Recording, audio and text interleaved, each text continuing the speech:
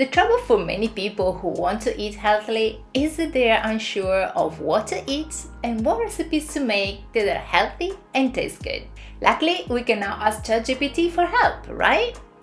Technically, yes, but we need to know what and how to ask. See, if we simply ask for healthy recipes that taste good, they will be far too generic because everyone's body is different with various needs and different personal tastes. So in order to make ChatGPT actually useful, we need to provide it with the right prompts. And in this video, I'm going to explain how to create them. The first type of information we need to include is anything related to our health and body needs, such as the amount of protein needed for each meal based on our activity levels and body weight. We should also specify that the recipes should be glucose-friendly, since avoiding glucose spikes should always be a priority. Let's not forget the importance of keeping a healthy gut microbiome, which can be achieved by consuming 30 or more plant-based foods each week.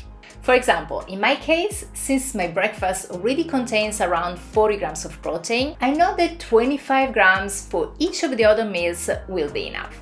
Next, we need to determine the number of meals to cover for the entire week. For example, if I eat out at least once a week, I would want the recipes to cover 13 meals. I also like to mention my favorite type of cuisine. And since I don't eat spicy foods, I want to clarify that as well. Lastly, to prioritize sustainability, I can specify the country I'm in and request mostly local ingredients.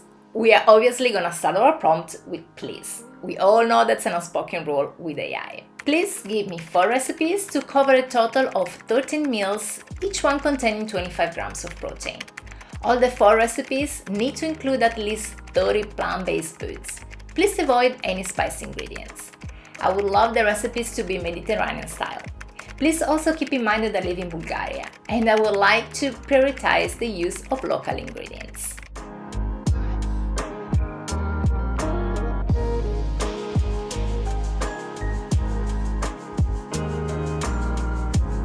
Okay, so we got the 4 recipes and they actually look pretty yummy. And it also tells me how many servings each recipe provides. What I noticed though is that some of the ingredients like leeks and beets are not in season. Also, all the recipes are exclusively plant-based.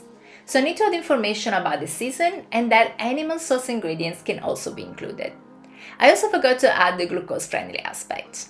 So let's generate the new prompt. We're gonna add that we want summer recipes, that the recipes can include animal source ingredients, and that the meals need to be glucose-friendly and avoid any glucose spike.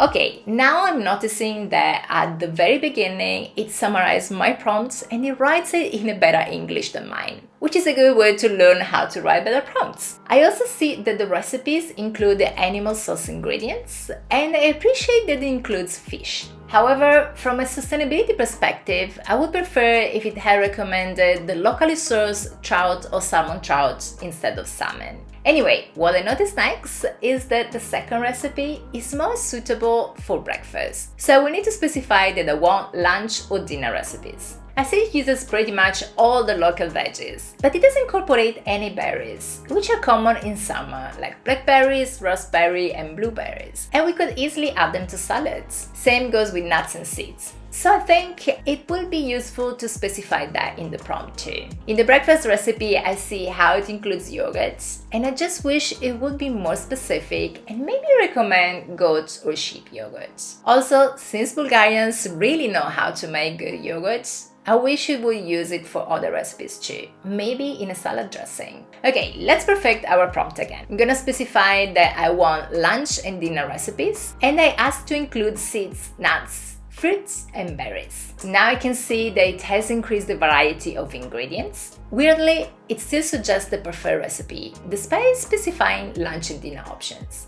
What I want to try next is to see if it gives me different types of recipes if I don't specify that I want Mediterranean style. Additionally, I want to make it clear that I don't want that preferred recipe. Okay, so now it suggests recipes with pork and beef, but didn't change the type of cuisine.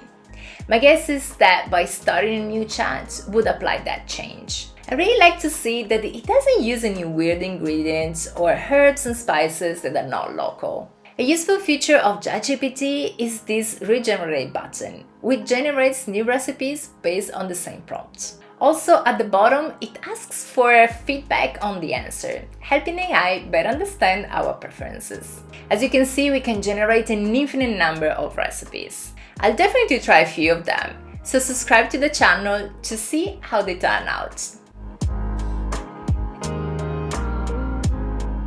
Let's now have a quick look at different types of prompts that we can use to improve our eating habits. To increase variety in our diet, we can use a prompt such as, "Last week I ate these recipes. Please generate new recipes that include ingredients I didn't have last week." We can also ask for help with leftovers ingredients by stating, "I have these ingredients in the fridge. What can I cook?" If budget is a concern, we can request recipes within a certain price range. And for those with specific conditions, we can include relevant information and ensure that the answer aligns with our doctor's recommendations. Now, if you're working on improving your eating habits, you will also want to avoid all the common mistakes I talk about in this video here. If you're new to my channel and want to make healthy eating easy, make sure you subscribe right here to watch new videos every Sunday. If you're interested in hiring me as your nutrition coach, you can check out the link I left in the description box. Thanks so much for tuning in, and I will see you in the next video.